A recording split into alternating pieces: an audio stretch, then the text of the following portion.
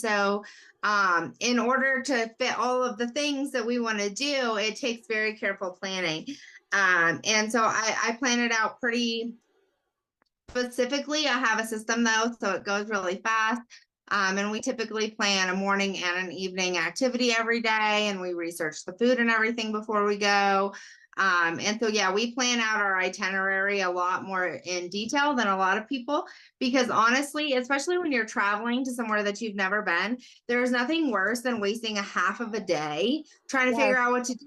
And then you don't have time to do everything to fit everything in.